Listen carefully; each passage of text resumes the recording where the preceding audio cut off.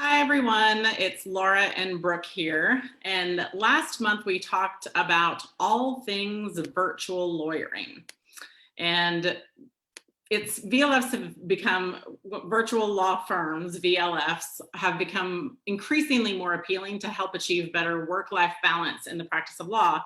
However, more attorneys are paying attention to this model as a viable solution and even a necessity for survival, as COVID has revealed the inefficiencies and limitations of traditional practice and forced our profession to reevaluate what it looks like to practice law. So today we're going to talk about some ethical considerations, some common ethical considerations for having a VLF or a VLP, which is a virtual law practice. Just kind of depends on what kind of acronym you want to go with today. So the first thing we're going to talk about is the bona fide office. A bona fide office refers to a requirement to have a physical office space to practice from. And this requirement is going to vary by state, but also varies by definition. For instance, some states merely require a physical mailing address for service purposes. So for us, we are a fully virtual law firm and we use a UPS box. Notice I didn't say use USPS box. We use a UPS box for this because it's a physical address and can be used for, Google My Business and all sorts of things. Other states require a brick and mortar building where clients can physically access you certain days of the week. And other states have no requirement for a physical address at all. So another thing to pay attention to regarding bona fide office requirements is your jurisdiction's advertising rules.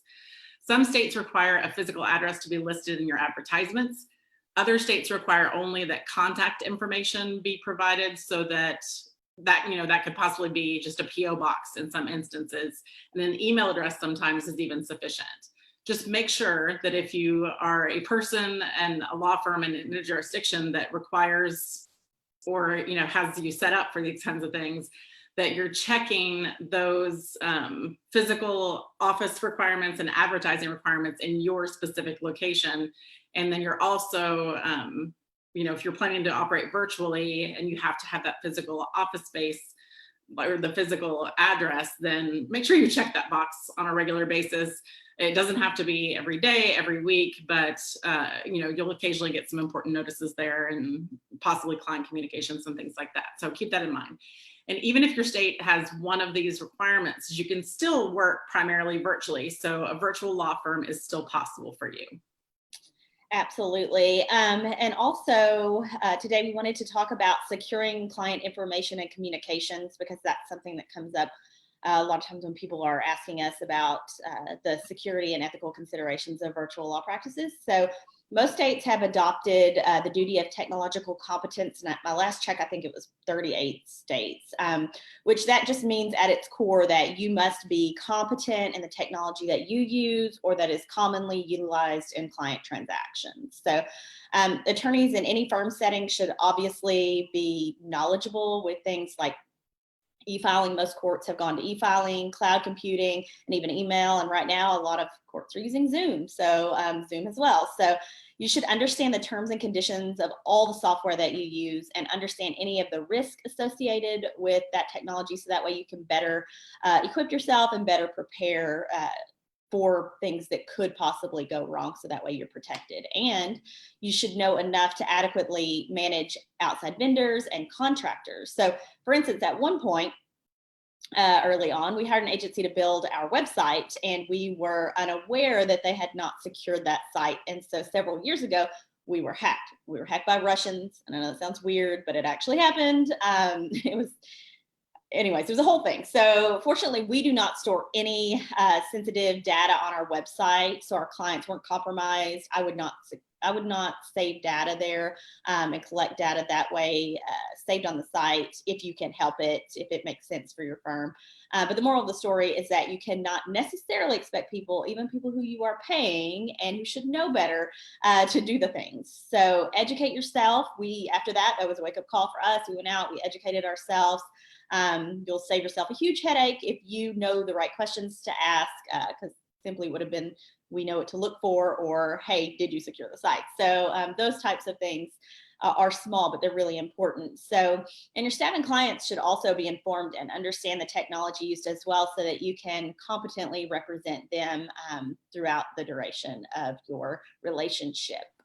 Another common thing, the third common thing that we have questions about, or people ask us questions about, are multi-jurisdictional concerns. So just because you're virtual doesn't mean that you can practice everywhere. And as most of you know, hopefully you should know, a law license reciprocity across state lines is not automatic. So we are only licensed in the states that we go get a license to practice in, and it can be expensive and often cumbersome to obtain a license in a different state or even reciprocity. So lawyers must be mindful of the geographical reach of not only their practice, but of their marketing when they're running a virtual law practice, or they even have some kind of online component. So while states have kind of varying opinions on defining and enforcing the unauthorized practice of law, the UPL, it's clear you must always engage new clients and deliver your services with caution, obviously. And so when practicing virtually, jurisdictional lines are a little bit blurred because the clients can come from all over and they can directly access you. We have that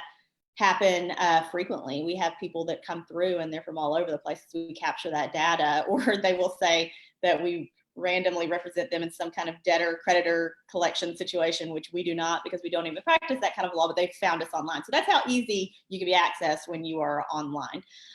So you must be diligent in your initial client interaction, and you can reduce risk by clearly advertising where you are licensed. So we very clearly state that on our website for each attorney that we have on our website, and have a very thorough intake process that's going to include asking where they live. So we do that even in our chatbot on our website. There's a question for that. And when we do our intake, before we even talk to them, we ask where they live. So it's not going to allow you to move forward in booking a consultation. It doesn't provide you the consultation information if you're working through the chatbot, if you're actually outside of the jurisdictions where we have licensed attorneys practicing. So however, real talk, the longer we as a self-regulated profession constrict one another's ability to practice, the harder it's going to be to compete and to earn a living as a lawyer. Just in this last week, Arizona decided that non-attorneys can have an ownership interest in law firms, which is huge, which, you know, that's providing the lawyers there with access to resources and capital that they otherwise wouldn't have.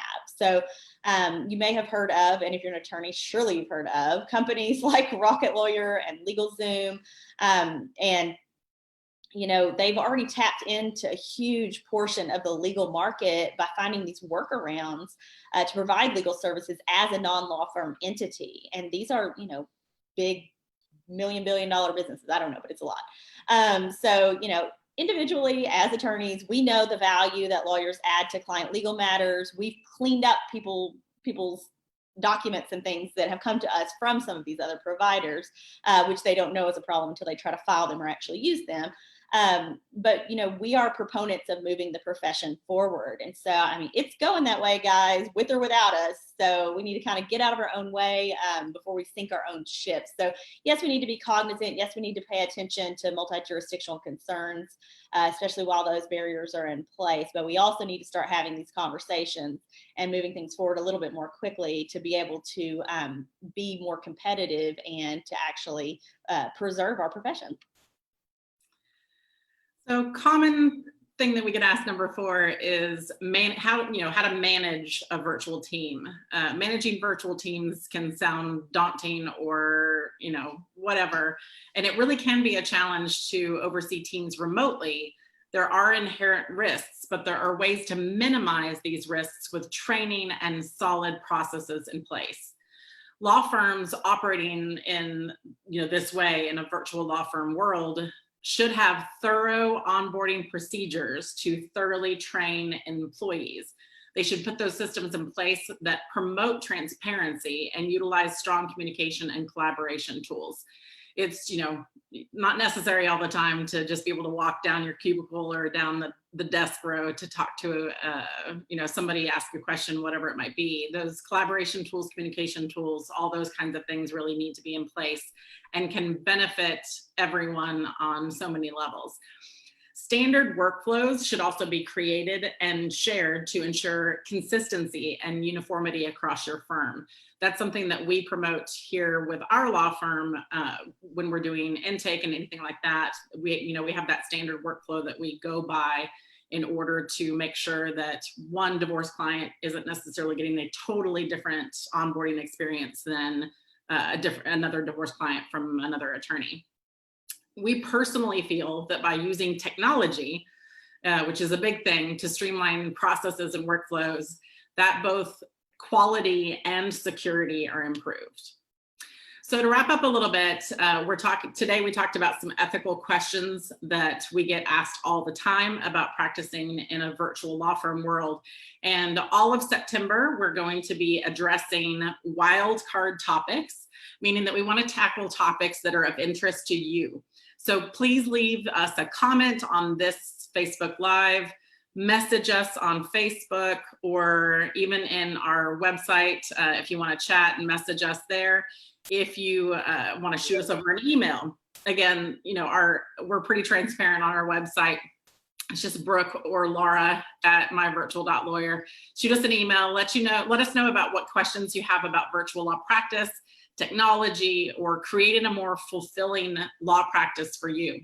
So thank you for joining us today. We appreciate it. Here in Arkansas, we've got stormy weather, which I personally like, but it doesn't, bode well for anybody who wants to go outside today.